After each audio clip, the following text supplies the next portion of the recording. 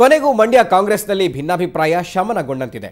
ಇವತ್ತು ಮಂಡ್ಯದ ಕಾಳಿಕಾಂಬದಲ್ಲಿ ಆಯೋಜಿಸಿದ್ದ ಕಾಂಗ್ರೆಸ್ ಸಮಾವೇಶದಲ್ಲಿ ಅಂಬರೀಶ್ ಬಣ ಮತ್ತು ಆತ್ಮಾನಂದ ಬಣದ ಕಾರ್ಯಕರ್ತರು ಒಗ್ಗಟ್ಟಿನ ಮಂತ್ರ ಜಪಿಸಿದರು. ಸಮಾರಂಭದ ವೇದಿಕೆಯಲ್ಲಿ ಅಂಬಿ ಬಣದ ಅಮರಾವತಿ ಚಂದ್ರಶೇಖರ್ ಮತ್ತವರ ಟೀಮ್, ಆತ್ಮಾನಂದ ಮತ್ತವರ ಬೆಂಬಲಿಗರು ಒಟ್ಟಾಗಿ ಕಾಣಿಸಿಕೊಂಡರು. ಕಾಂಗ್ರೆಸ್ ಅಭ್ಯರ್ಥಿ ರಮ್ಯಾ, ಮಳವಳ್ಳಿ ಶಾಸಕ ನರೇಂದ್ರ ಸ್ವಾಮಿ ಒಂದೇ ವೇದಿಕೆಯನ್ನು ಹಂಚಿಕೊಂಡಿದ್ರು. ಅಲ್ಲದೆ ಎಲ್ಲರೂ ಒಗ್ಗಟ್ಟಾಗಿ ರಮ್ಯಾ ಗೆಲುವಿಗೆ ಶ್ರಮಿಸೋಣ ಅಂತ ಘೋಷಣೆ ಮಾಡಿದರು. ಇನ್ನು ರಮ್ಯಾ ಕೂಡ ಎಲ್ಲಾ ಮುಖಂಡರು ಒಗ್ಗಟ್ಟು ಪ್ರದರ್ಶಿಸಿದ್ದಕ್ಕೆ ಹರ್ಷ ವ್ಯಕ್ತಪಡಿಸಿದರು.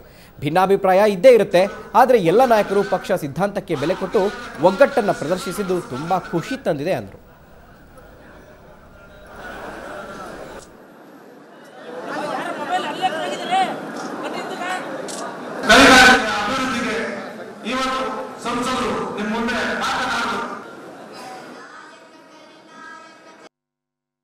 ಪಕ್ಷಕ್ಕೋಸ್ಕರ ಏನೇ ಭಿನ್ನಾಭಿಪ್ರಾಯಗಳಿದ್ರೂ ನಾವು ಪಕ್ಷಕ್ಕೋಸ್ಕರ ನಾವು ಪಕ್ಷನ ಗೆಲ್ಲಿಸಬೇಕಾದ್ರೆ ನಾವು ಒಗ್ಗಟ್ಟಾಗಿ ಕೆಲಸ ಮಾಡಬೇಕಾಗತ್ತೆ. ಸೊ ಹಾಗಾಗಿ ಅವರೆಲ್ಲ ಹಿರಿಯರು, ತುಂಬ ತಿಳುವಳಿಕೆ ಇರೋರು. ಸೊ ಹಾಗಾಗಿ ಅವರು ಪಕ್ಷಕ್ಕೋಸ್ಕರ ಅವ್ರು ಕೆಲಸ ಮಾಡ್ತಾರೆ.